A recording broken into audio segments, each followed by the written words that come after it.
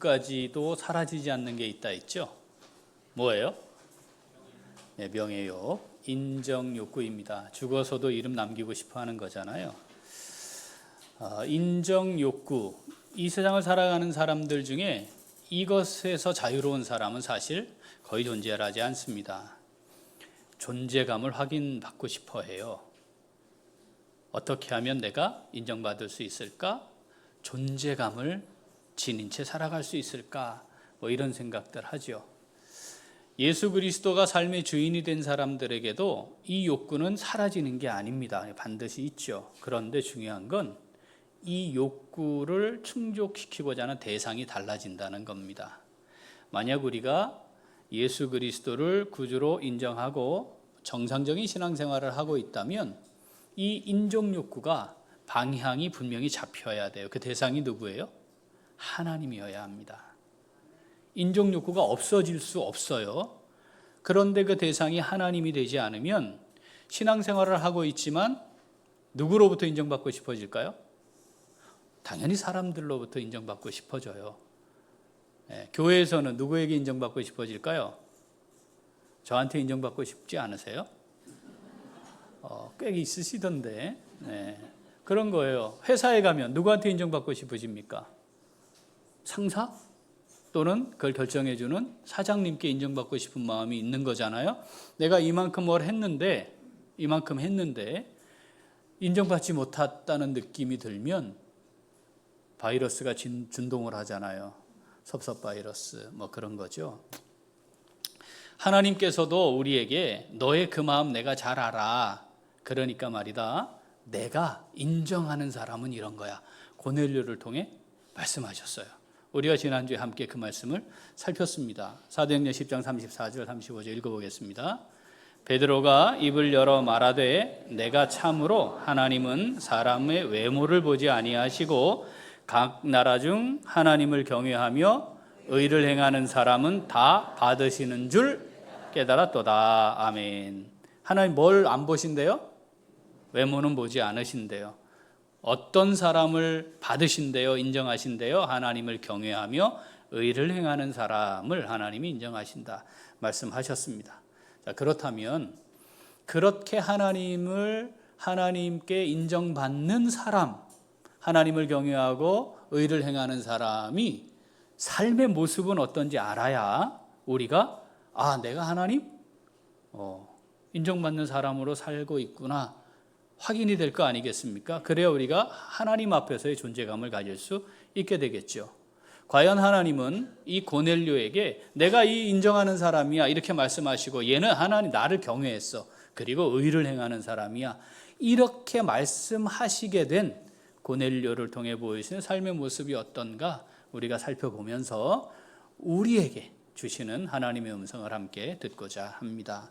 자, 하나님 어떤 사람 인정하신다고요? 하나님을 경외하고 의를 행하는, 믿음으로 행하는 사람 인정하신대요. 자, 어떻게 하는 걸까요? 자, 첫째,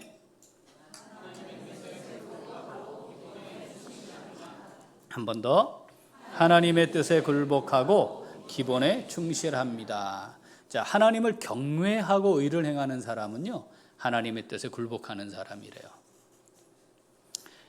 자, 사도행전 10장 30절 같이 읽어보겠습니다. 고넬료가 이르되 내가 나흘 전 이맘때까지 내 집에서 제 구시기도를 하는데 갑자기 한 사람이 빛난 옷을 입고 내 앞에 서서 뭐라고 말했냐면 내가 너의 기도 들었어. 너의 구제 내가 기억해. 이렇게 말씀하셨대요. 그런데 뭐 하고 있을 때래요? 구시 기도를 하는데 당시에 하나님의 백성들은 하루를 온전히 하나님과 함께 시작하고 하나님과 함께 끝내는 삶을 살았습니다. 하나님과 함께 시작하는 거, 시작을 뭘로 한 거예요? 기도로 시작했어요. 하루를 마무리하며 하나님과 함께 끝내는 거, 기도하는 거였습니다.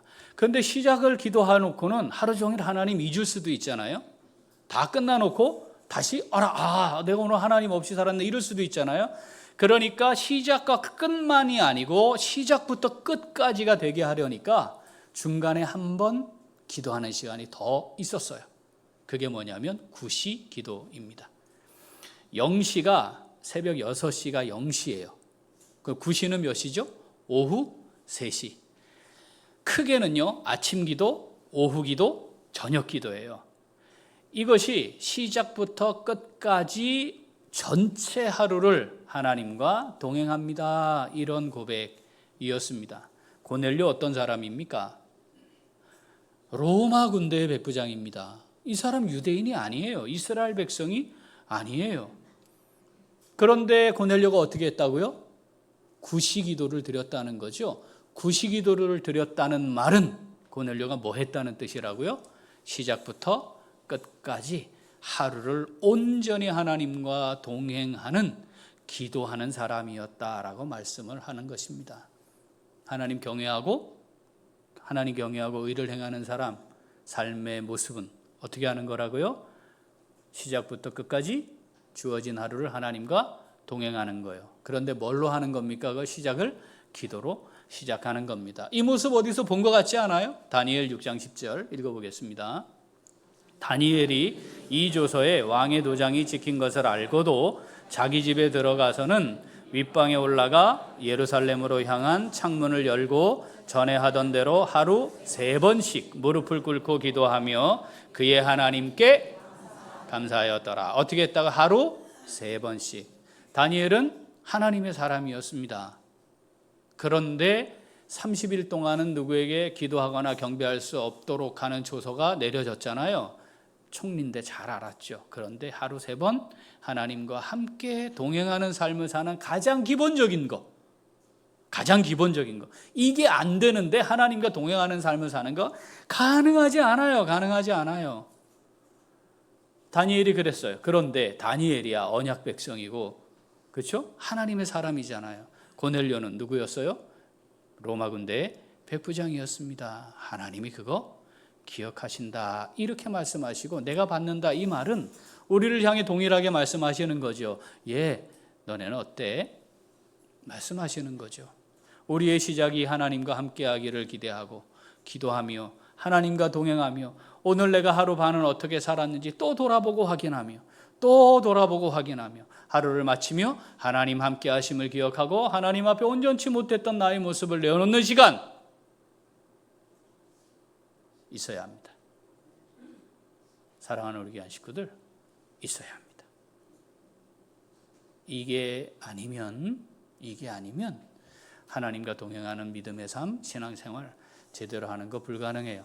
기도는 3억 개 등록된 종교들이 갖고 있는 종교행위, 똑같은 공통된 종교행위입니다. 다시 말하면 하나님을 믿는 사람만 기도하는 게 아닙니다. 그냥 다 기도할 줄 압니다. 심지어는 종교가 없는 사람도 기도할 줄 알아요. 급하면 하늘에 대고도 하고 땅에도 대고도 하고요. 그냥 막 합니다. 급하면. 다시 말하면 내 필요, 내가 원하는 거, 답답하고 급한 일 그거 해주세요. 어떻게 됐으면 좋겠어요 하는 건 다 할 줄 알아요. 그거 열심히 잘한다고 기도하는 삶을 사는 겁니까? 천만의 말씀입니다.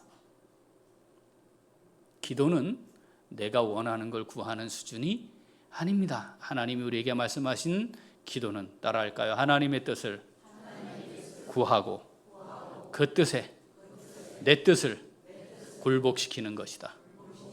그게 기도입니다. 나의 뜻이 있죠. 그런데 하나님의 뜻을 구하는 겁니다. 하나님 어떻게 하기를 원하시나요? 하나님 어떻게 하기를 원하십니까? 하나님 저희 뜻은 그런데요. 그런데 하나님의 뜻에 제가 굴복하겠습니다. 그것이 하루의 시작이어야 하고 과정이어야 하고 끝이어야 합니다. 하나님께 굴복하는 것, 기도로 시작하는 겁니다. 기도하지 않는데 하나님께 굴복하는 신앙생활을 한다? 거짓말입니다. 될 수 없습니다. 그리고 하나님이 고넬료를 향해 구제를 기억하신다고 그러셨어요. 자, 구제 뭐 하는 거죠? 이웃을 돌아보고 어려운 사람을 돌아보고 나누는 겁니다. 구제. 그렇죠? 율법의 핵심은 하나님 사랑, 이웃 사랑이에요. 하나님을 향해 내 삶을 드리는 거, 그게 사랑이에요. 하나님 제 삶을, 제 몸을 드립니다. 우리 그래서 지금 예배하고 있는 거 아니겠어요? 이웃을 향한 사랑은 뭐예요, 그럼? 나누는 겁니다. 문제는 내 것을 똥폼 잡고 주는 게 아닙니다. 그걸 구제라고 하지 않습니다. 구제는 하나님의 것을 하나님의 뜻대로 나누는 겁니다. 전제가 뭐여야 해요? 하나님의 겁니다. 하나님, 저는 청직입니다. 그래서 하나님의 뜻대로 하나님이 원하시는 대로 나누는 겁니다. 가끔 말입니다, 자기가 뭘 좀 갖고 있는데 뭐 이렇게 조금 나누는 거 가지고 나는 이렇게 하는 사람이야, 이렇게 생각하는 사람들이 있어요. 그건 자기가 하는 겁니다. 자기 걸로 자기가 하는 겁니다. 안타깝게도 말이죠, 자기 걸로 자기가 하는 것도 안 하는 사람이 절대 다수지요. 중요한 건 신앙생활은 하나님의 뜻에 굴복하는 것이 시작입니다. 첫 번째 굴복은 뭘 해야 해요? 하나님의 것입니다. 뭐가? 생명이, 내게 주시는 시간이, 내게 주신 재물과 소유가, 내게 주신 몸이, 이거 다 하나님의 것입니다. 이게 인정되고 고백되어야 하는 거죠. 그걸 주인의 뜻대로 쓰는 겁니다. 하나님을 경외하고 의를 행하는 사람의 삶은 그런 거였고, 고넬료는 그랬습니다. 그래서 그는 기도와 구제가 하나님께서 너는 나에게 굴복한 사람으로 나를 믿는 믿음으로 사는 거였어 라고 인정하셨다고 말씀하는 겁니다. 이게 기본입니다. 기본이 안 되어 있는데 뭘 좀 하는 걸 가지고 폼 잡는 사람들이 있어요. 아주 어리석은 겁니다. 아주 어리석은 것이죠. 하나님의 뜻을 묻고 하나님 기뻐하시는 게 뭘까 이 생각하고 사는 거예요. 그거 살펴야 해요. 살피죠? 사랑하는 우리 귀한 식구들, 그거 살피고 사시는 거 맞죠? 이렇게 하면 하나님 기뻐하실 거야, 그래서 하는 거죠. 이렇게 하면 하나님 기뻐 안 하실 거야, 그러니까 안 하는 거죠. 그것이 기본 전제입니다. 그게 기본입니다. 고넬료는 그 기본을 가지고 살았습니다. 어떤 사람이었는데? 로마의 백부장이었는데, 당시 제국을 통치하고 있는, 그리고 이스라엘 땅을 다스리고 있는 그 부대 상징적인 사람이었는데, 그런데 그는 그러했다. 기록하시면서 우리에게 얘들아 어때? 라고 우리에게 말씀하시는 거죠. 하나님을 경외하고 의를 행함으로 믿음으로 행하는, 하나님께 인정받는 우리 모두가 될 수 있기를 소원합니다. 자, 둘째, 한 번 더. 둘째, 하나님의 권위에 순종했습니다. 사도행전 10장 24절부터 읽어보겠습니다. 이튿날 가이사랴에 들어가니 고넬료가 그의 친척과 가까운 친구들을 모아 기다리더니 마침 베드로가 들어올 때에 고넬료가 맞아 발 앞에 엎드려 절하니 베드로가 일으켜 이르되 일어서라, 나도 사람이라 하고. 자, 베드로가 들어올 때가 엎드려 절했대요. 이게 무슨 표현이라고 그랬죠? 신에게 하는 것 같은, 황제에게 그랬거든요. 황제가 당시에는 신이었거든요. 그러니까 자기의 최고의 예의를 갖추어 존경하고 있음을 표현한 거예요. 그게 그런 의미를 담았기 때문에 베드로가 고넬료에게 나도 사람이라, 그게 그런 의미, 신에게 하는 것 같은 것이었기 때문에 표현을 그렇게 했습니다. 내가 당신의 종입니다, 이런 표현이에요. 자, 다시 고넬료는 백부장입니다. 이탈리아 부대라고 이름 붙여진, 즉 로마 사람들로만 이루어진 정예 부대란 뜻이에요. 거기에 지휘관이니까 로마 군대 지휘관들 중에, 백부장들 중에 최고로 잘 나가는 엘리트였다는 뜻입니다. 그 말이. 고넬료는 그런 사람이었다, 이런 거죠. 베드로는 어떤 사람이었나요? 어부였습니다. 갈릴리라고 하는 선지자가 일어난 적이 없다라는 버림받은 땅이라고 일컬어졌던 갈릴리에서 고기 잡던 사람이었습니다. 예수님이 있을 때야 좀 그럴듯했는데 예수님 십자가에 못 박혀 죽었고 다 흩어졌고요. 얼마 남지 않은 사람들만 딸랑 있는 곳에 모여 있던 잔당들의 우두머리쯤 되는 사람이죠. 고넬료와 베드로는 비교조차 불가능한 가장 높은 사람과 밑바닥 사람, 이거를 보여주는 대표, 상징성을 가진 사람들이잖아요. 그런데 고넬료가 어떻게 했다고요? 베드로를 향해 황제에게 의를 다해 존경하듯이 했다는 겁니다. 왜 그랬을까요? 베드로가 그렇게 될 만한 사람이어서 그랬던 겁니까? 아닙니다. 그 표현은 누구에게 한 거예요? 베드로에게 한 게 아니고 하나님께 한 거였습니다. 하나님이 보내신 하나님의 종이었기 때문에 그렇게 표현을 한 거죠. 베드로를 세우시고 사용하시는 하나님의 권위를 인정하는 거였습니다. 베드로에게 권위가 있는 게 아니죠. 하나님의 권위에 순종하고 인정하는 거였습니다. 우리가 지금 이루고 있는 이 조직이 주님의 몸인 교회가 되려면 역시 같은 고백이 우리들 속에 있어야 합니다. 성경은 그리스도의 공동체, 주님의 몸인 공동체의 기본 바탕이 서로 사랑하는 것이라고 분명하게 선언합니다. 너희들이 내 제자냐? 그러면 너희들 속에 반드시 서로 사랑하는 게 있을 거야. 그래야 너희들이 내 제자인 거야. 이렇게 말씀하시잖아요. 우리에게는 서로 사랑함이 분명히 확인되어야 합니다. 그리고 서로 사랑하는 제자들의 공동체 안에 주님의 몸으로 바르게 세우기 위해 하나님이 세우신 기준들이 있어요. 디모데전서 5장 17절 읽어보겠습니다. 잘 다스리는 장로들은 배나 존경할 자로 알되 말씀과 가르침에 수고하는 이들에게는 더욱 그리할 것이니라. 아멘. 자, 장로님들은 존경해야 합니다. 이게 전제예요. 왜냐하면 하나님이 세우신 분들이잖아요. 마음에 안 드십니까? 할 수 없어요. 하나님이 세우시는데 과정은 무엇을 통해서였죠? 우리를 통해서였잖아요. 그분을 세우신 하나님의 권위를 인정하는 겁니다. 그런데 오늘 말씀 보니까 잘 다스리는 장로님들이 있을 거래요.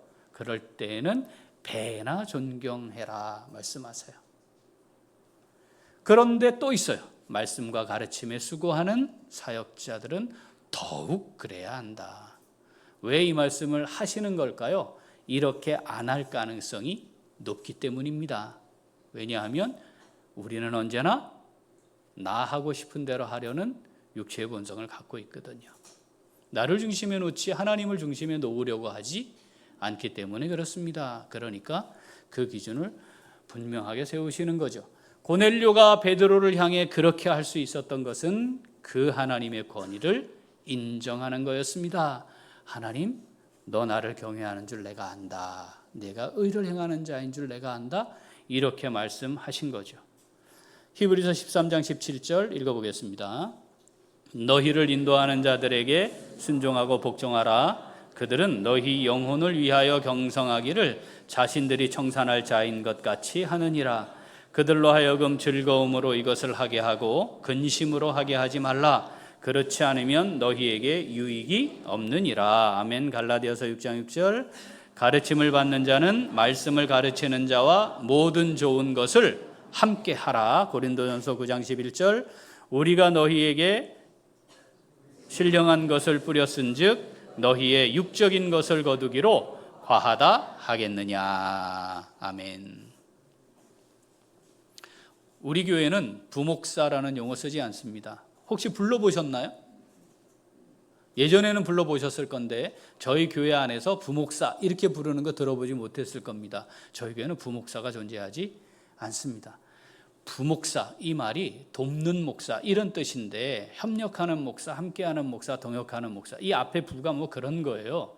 그런데 한국적 상황에서는 부라는 말이 아니라는 뜻입니다. 목사가 아니에요. 그래서 목사가 아닌 것처럼 대우해요. 저희 교회는 그렇지 않기로 했어요. 그래서 다 같이 목사입니다. 담임 목사, 교구 목사, 교육 목사 이렇게 부르고 목사님 이렇게 불러요. 부목사가 말이야 이런 말 우리가 하지 않습니다. 하나님께서 세우신 거죠. 네, 하나님이 세우셨어요. 하나님이 안수하여 기름 부어 세우셨어요. 하나님이 세우셨기 때문에 하나님의 권위를 인정하는 겁니다. 하나님의 권위를 인정하는 겁니다. 교회가 그래야 하는 거죠. 우리에게 하나님께서 함께 교회를 세워가도록 세우시는 교역자들, 사역자들 우리가 하나님의 권위를 인정해 함께 세우고 존중하고 존경하는 겁니다. 만약 이것이 분명하지 않다고 하면 하나님의 권위를 인정하지 않거나 하나님의 권위에 저항하는 것과 같을 수 있습니다. 신앙생활하면서 그런 안타까운 상황에 빠지지 않도록 해야 하겠죠. 하나님이 세우신 목회자들은 교회를 위해 자기 생명 다 바쳐 헌신할 각오로 해야 합니다. 제가 계속 이 말을 계속 반복하는 이유는 그런 사역자들이 많지 않을 것 같은 염려가 있기 때문에 그렇습니다. 교회를 위해 자기 인생을 다 하나님 앞에 헌신하여 드리기로 결단하고 사는 목회자가 세워져야 합니다. 동시에 교회는 목회자를 그를 세우신 하나님께 순종함으로 잘 세우고 협력해서 주님의 몸인 교회로 세워가야 합니다. 우리 교회는 월급을 주지 않습니다. 사역자들에게. 만약 여러분들 입으로 월급이 얼만데 이런 말 했다면 회개하셔야 해요. 월급을 줬다는 말은 직장 생활했다는 말이잖아요. 노동의 대가를 받았다는 말이잖아요. 그러면 주님의 교회가 아니죠. 뭐가 된 거예요? 여기는 직장이 된 겁니다. 사랑하는 귀한 식구들, 제가 직장 생활하기를 원하십니까? 아니잖아요. 저는 월급 받고 싶지 않습니다. 하나님이 저를 향해 주시는 것 받고 싶고요. 교회는 사례로 주시는 것을 제가 받고 싶어요. 우리가 그런 마음인 거죠. 여기에 내가 노동한 만큼의 대가를 받겠다면 저는 지금 택도 없습니다. 인간적으로. 그런 거 아니잖아요, 우리? 하나님이 맡기셨으니 저는 제 인생을 여기에 다 바치는 것이고, 교회는 귀한 사역자들 하나님이 보내시고 세우셨으니 귀하게 여겨서 감사하는 마음을 담는 것이죠. 목사를 뽑을 때 지금 울산에 담임 목사님 뽑는 교회들이 있는데 제가 참 안타까운 게 있어요. 그게 뭐냐면 공개 채용하는 거예요. 이력서 잔뜩 받고요. 사람들 몇 명이 모여가지고 스펙 보는 거죠. 공부는 이만큼 했고, 교회는 여기 이렇게 했고, 사역은 또 이렇게 했고, 나이는 뭐 이렇고, 가정은 또 이렇고, 뭐 이런 거 보는 거예요. 그래서 이력서 잔뜩 받아가지고 그 이력서 놓고 여러 사람이 보고 뽑으려고 해요. 여러분 뭘 보는 거예요, 이력서로? 뭘 봐요? 이 이력서에 담긴 게 뭐예요? 스펙이에요. 청빙, 모시는 거거든요.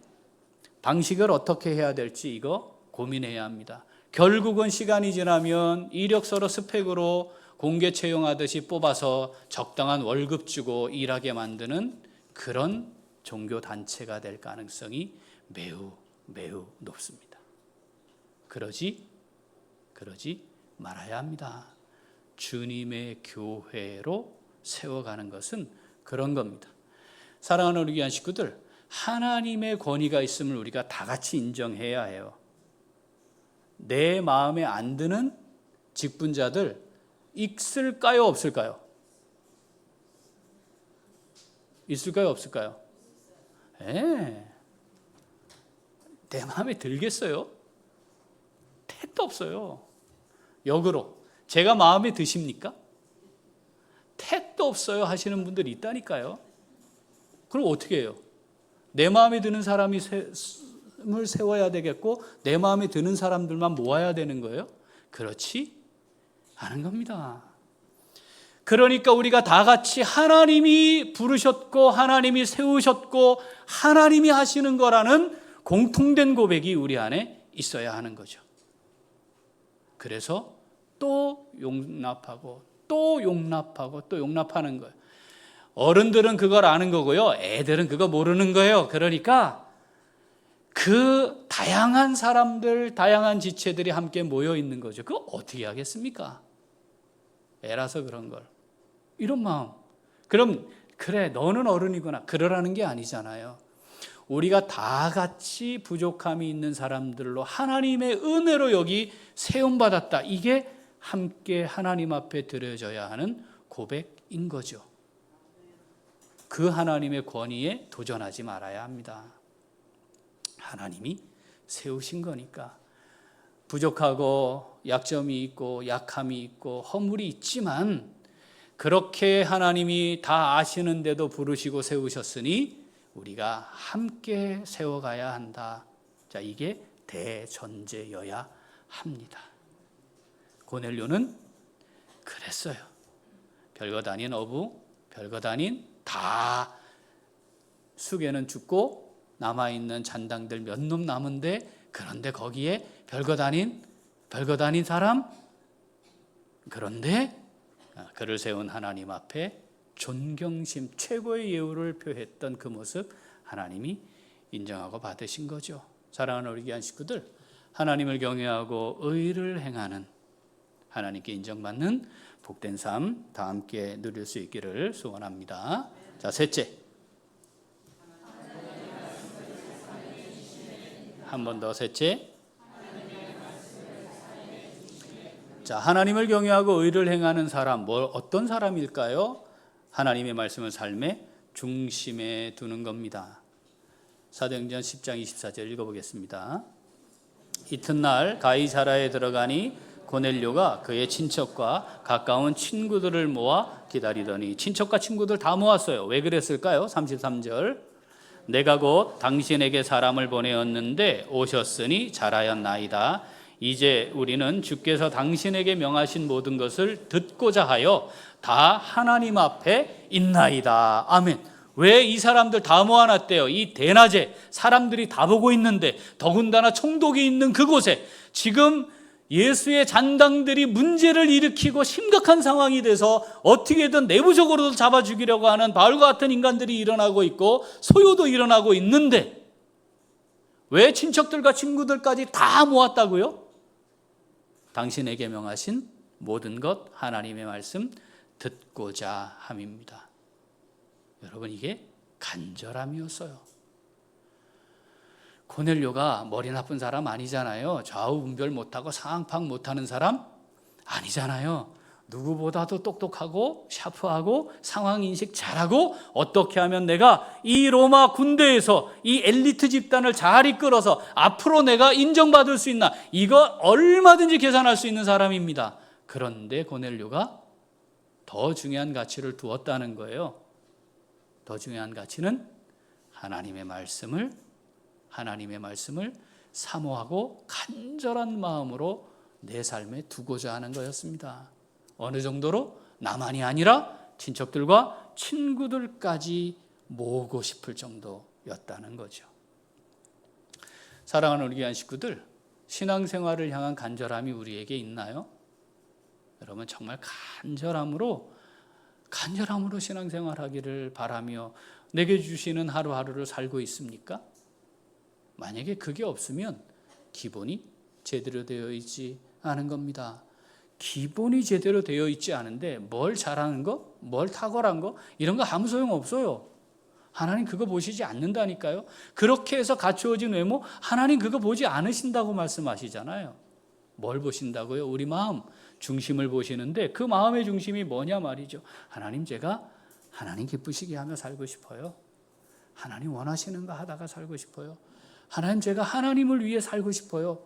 그래서 하나님 이 땅에 보내신 하나님의 뜻 이루어드리며 살고 싶어요. 오늘 제가 그렇게 살고 싶고요. 그렇게 하나님 앞에 쓰임받는 사람으로 제가 살고 싶어요. 이게 중심이죠. 그런데 그걸 어떻게 살 수 있냐 이 말입니다. 어떻게 살아요? 하나님 말씀으로. 어떻게 살아요?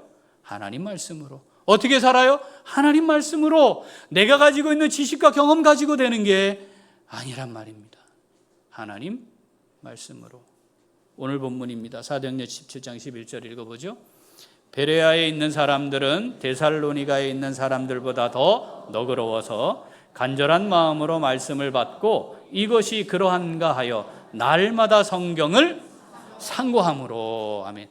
베레아에 있는 사람과 데살로니가에 있는 사람이 두 사람들이 등장합니다. 그런데 자, 베레아에 있는 사람이 데살로니가에 있는 사람들보다 더 너그럽대요. 이 너그럽다가 조금 번역이 잘못된 것 같은데, 마음을 열었다, 마음이 열려 있다, 이런 뜻입니다.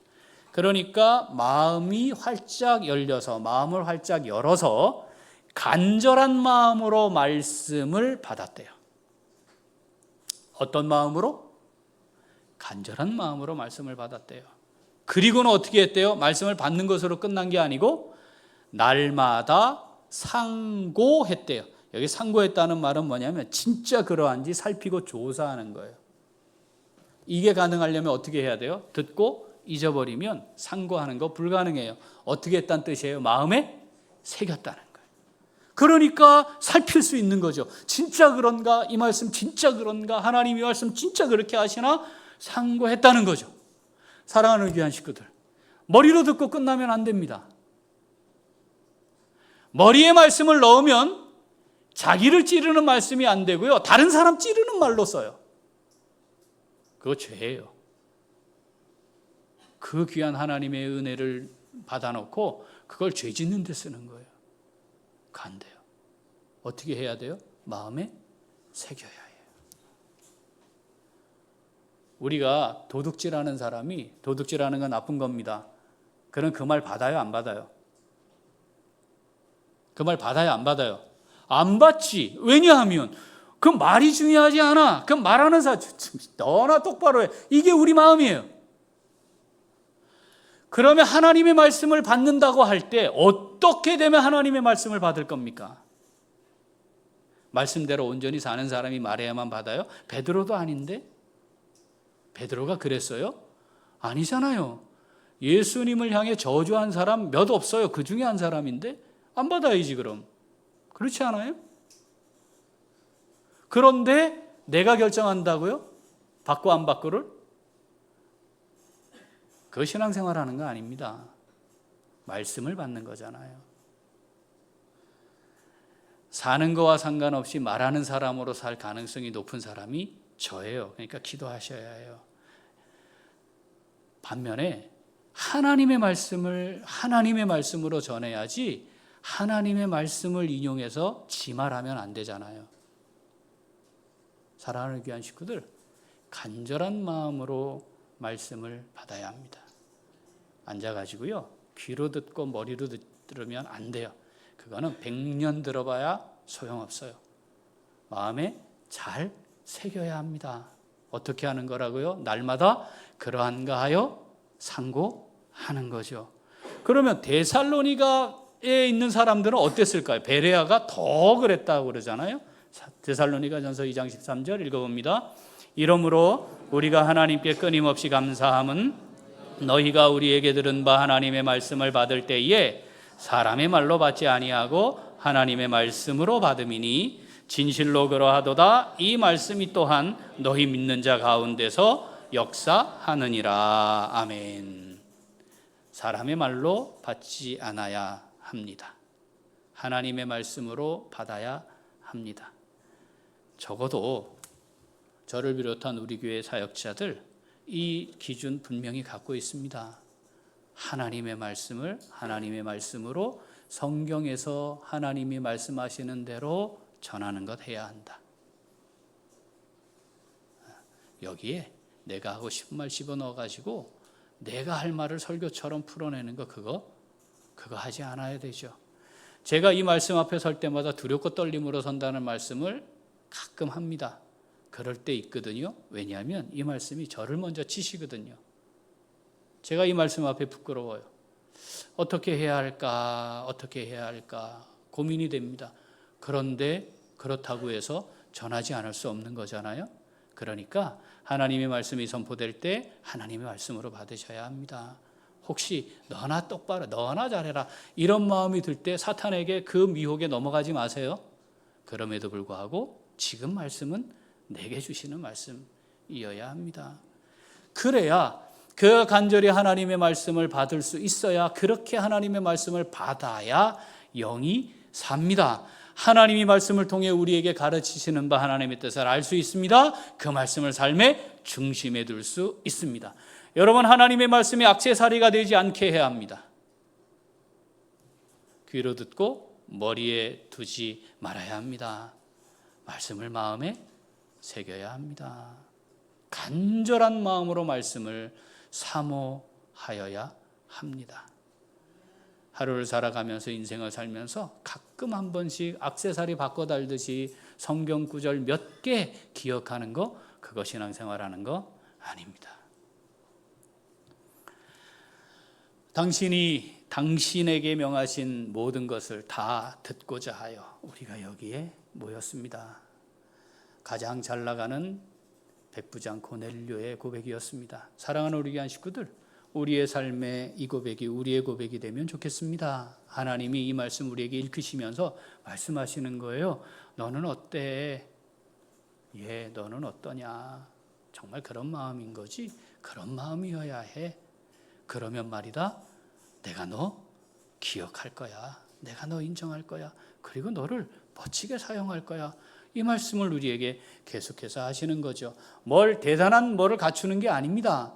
뭘 이루어내고 탁월한 뭘 만들어내는 그런 게 아닙니다. 다른 사람들로 뛰어난 뭘 갖추는 그런 게 아닙니다. 하나님 그거 보고 인정하시는 게 아닙니다. 나는 하나님께 뭐가 인정받을 수 있는 걸까요? 하나님을 경외하고 의를 행하는 것, 나는 이런 건데 기본이 안 돼 있으면 참 정말 어렵거든요. 기본은 안 돼 있으면서 뭔가를 하는 것, 그거 가지고 폼 좀 잡으려는 사람들 교회 안에 있어요. 그거 아무 의미 없다는 거 인정해야 합니다. 정리하죠. 하나님이 인정하시는 믿음으로 사는 사람, 신앙생활 바르게 하는 사람, 하나님께 굴복하는 겁니다. 기도를 시작합시다. 하나님의 뜻에 내 뜻을 굴복시키는 기도로 시작해야 합니다. 하나님의 권위가 최고입니다. 그 권위에 도전하는 것 하지 말아야 합니다. 이 모든 것을 가능하게 하는 것은 말씀을 내 삶의 중심에 두는 겁니다. 말씀을 내 삶의 중심에 두는 겁니다. 그래서 그 말씀이 살아 역사하는 말씀이 나의 삶을 이끌어가는 걸 경험하는, 하나님께 인정받는 복된 삶, 우리 다 함께 누려갈 수 있게 되기를 소원합니다. 아멘. 기도하겠습니다.